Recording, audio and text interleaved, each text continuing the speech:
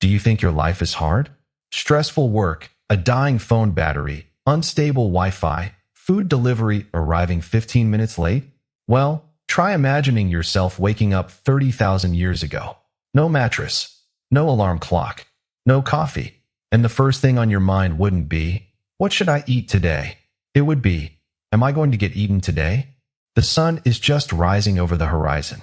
A prehistoric human opens their eyes after a restless night in a cave or beneath a simple shelter made of branches. There are no locked doors, no security cameras, no night guards. The only security system is a pair of alert ears and the hope that any saber-toothed predator nearby already had a satisfying dinner yesterday. After a few seconds of confirming they're still alive, the first task of the day begins. Not checking a phone, not scrolling through social media. It's finding food. And this is where life gets interesting in a terrifying sort of way. Today, when we're hungry, we simply open a food delivery app. Prehistoric humans had to walk for miles carrying a handmade spear and a level of confidence that often exceeded their actual abilities. They spot a deer and think, there's lunch. Meanwhile, the deer looks back and thinks, good luck with that, slow two-legged creature. Hunting wasn't like the epic scenes you see in movies with heroic music playing in the background. Most of the time, it involved running. A lot of running. Running until your legs felt ready to quit. Sometimes people would chase prey all day only to discover that the animal was still in much better shape than they were.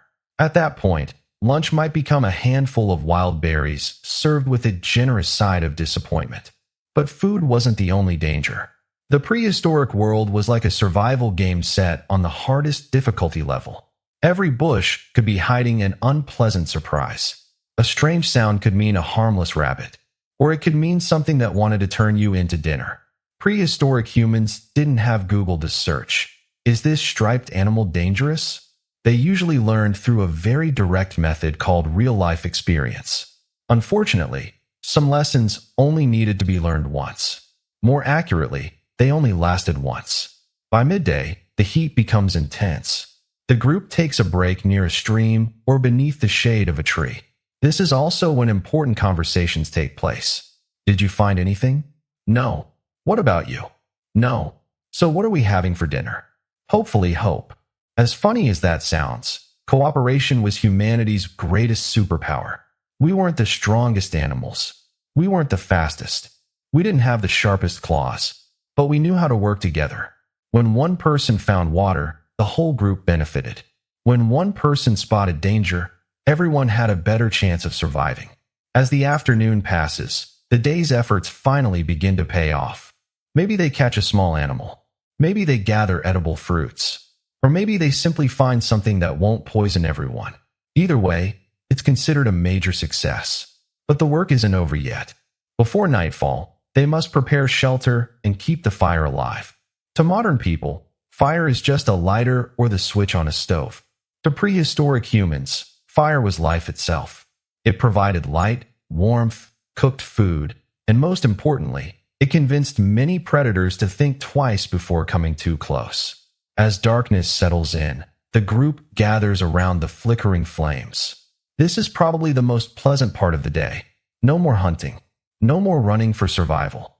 Just the crackling sound of burning wood, stories being shared, and the comforting feeling of having survived another day. Maybe someone retells the morning's failed hunt with the details exaggerated tenfold. Maybe someone insists they almost defeated a giant beast single-handedly. And very likely, this is where humanity's first stories were born. Because long before movies, books, or the internet existed, humans already shared one timeless trait, the love of telling stories to impress one another. Eventually, one by one, they drift off to sleep. No one knows what tomorrow will bring. It could be a successful hunt. It could be a storm. It could be a dangerous encounter. But they sleep anyway, because after spending an entire day battling nature, there isn't much else to do. And when you think about it, perhaps the most remarkable thing isn't that prehistoric humans survived in such a dangerous world. The remarkable thing is that because ordinary people endured and survived through thousands of generations, we are here today, complaining that our Wi-Fi is too slow. So if you had to trade places with a prehistoric human for just 24 hours, how long do you think you would survive?